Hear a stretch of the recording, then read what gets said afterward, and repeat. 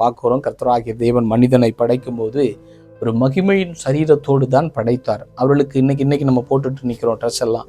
ஆனால் அன்றைக்கு ஆண்டவர் ஆதாம் ஏவாளை படைக்கும் போது அவங்களை சுற்றி ஒரு மகிமையின் சரீரம் இருந்தது. அப்படி என்று சொன்னால் இந்த சரீரம் நமக்கு இந்த ட்ரெஸ் நமக்கு தேவையில்லை.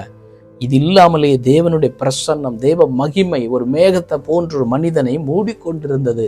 அப்பொழுது அவருடைய நிர்வாணம் கூட வெளியே தெரியாத அளவுக்கு தேவ பிரசன்னம் அல்லன தேவ மகிமை மேகத்தை போல சுற்றி இருந்தது. அதுதான் தேவனுடைய மகிமை என்று சொல்லப்பட்டிருக்கிறது. அப்படிப்பட்ட ஒரு மகிமையோடு தான் தேவன் மனிதனை படைத்தார், ஆதாம் ஏவாளை படைத்தார். அவர்கள் மூலமாக அப்படிப்பட்ட ஒரு மகிமை உள்ள மனிதர்களாக இருக்க வேண்டும் என்று சொல்லித்தான் கர்த்தர் விரும்பினார். ஆனால் மனிதன் என்ன செய்தான்? பாவம் செய்து அந்த தெய்வ மகிமை இழந்து விட்டார்கள்.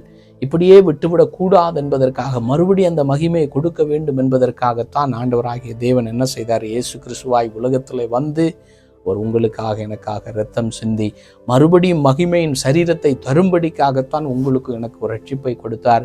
அந்த ரட்சிக்கப்பட்ட கர்த்தருடைய பிள்ளைகளே, இந்த உலகம் உங்களுக்கும் எனக்கு நிரந்தரம் இல்லாத உலகம், நித்தியமான உலகம் இது அல்ல. நமக்கென்று வரப்போகிறதான நித்தியமான உலகம், புதிய வானம் புதிய பூமி என்று சொல்லப்பட்டிருக்கிறது.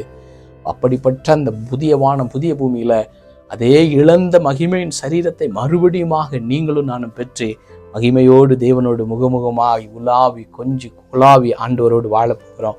அப்படிப்பட்ட ஒரு வாழ்க்கையை வாழணும்னு சொல்லி தான் கர்த்தர் விரும்பித்தான் உங்களை என்ன இந்த காலத்தில் இந்த உலகத்தில் டெம்பரரியாகத்தான் நம்ம வாழ்ந்து கொண்டிருக்கோம். இந்த உலகத்தில் வாழும்போது இவ்வளோ பாடுகள், பிரச்சனை, வேதனை, கண்ணீர்கள், பாவ சோதனைகள், சாபங்கள் எல்லாம் நம்மளை சுற்றி தான் இருக்கிறது. ஆனால் மகிமையான ஒரு வாழ்க்கை வரப்போகிறது என்பதை மறந்து விடாதீர்கள். இந்த உலகம் கொஞ்ச கால பாடுகள் தான். இந்த கொஞ்ச கால பாடுகளில் ஆண்டவர் உங்களுக்கு உதவி செய்து அவருடைய மகிமையாய் வாழ்வதற்கு, அந்த மகிமையான தேவனை பார்க்கும்படிக்காக அவர் இயேசு கிறிஸ்துவாய் கல்வாரி சிலுவையில் உங்களுக்காக எனக்காய் இரத்தம் சிந்தி மீட்டெடுத்த தேவன் சீக்கிரமாய் மகிமையின் மேகத்துல அவர் உங்களையும் என்னை அழைத்து செல்ல சீக்கிரமாய் வரப்போகிறார் என்பதை மறக்காதீர்கள். அவருடைய வருகைக்காக நாம் ஆயத்து விடுவோம். இயேசு சீக்கிரம் வருகிறார். ஆமென்.